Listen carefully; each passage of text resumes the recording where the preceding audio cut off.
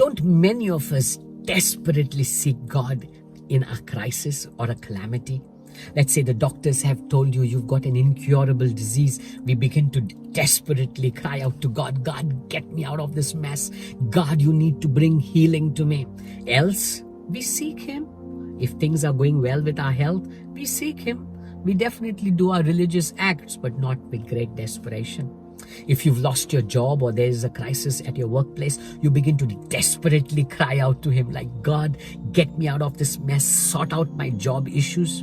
Else, if the job is going well, you call on Him. You would do your religious acts, but not desperately.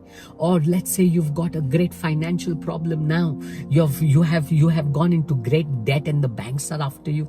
You will begin to desperately seek Him, right? Else, if everything's going well, we'll seek Him, but not desperately. Isn't that a great mistake?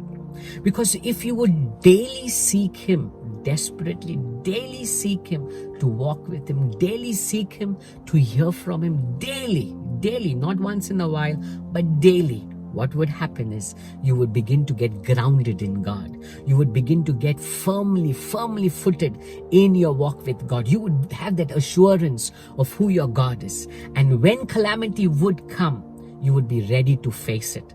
You would not be desperate in your calamity, but you would be rested in your calamity in God. When we open up our Bibles to Hebrews chapter 4 and read verse 16, it says there, let us then with confidence draw near to the throne of grace, that we may receive mercy and find grace to help in time of need. In your time of need, you would be ready to receive help. Why? Because you've been daily walking with God, daily communing with God, daily. You have built your foundation in God. And when that crisis does come, you're ready to face it. Look at Jesus. How could He sleep in that storm? How could He sleep in that boat? Waters were entering, and yet the scripture says He was sleeping through it. Why? Because He knew His Father.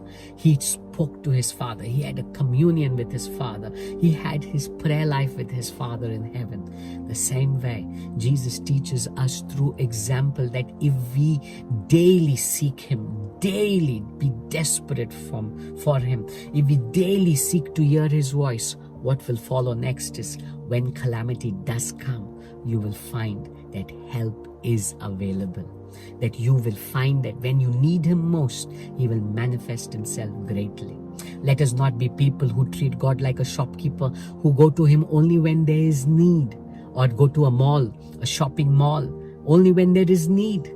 Let us be people that daily seek Him in our highs, in our lows, whether we are going through good times or bad times. Let us be desperate to hear from Him, to walk with Him, to build a relation with Him. In process, we will land up being firmly grounded in Him, and no storm would be able to ever shake us. God bless you.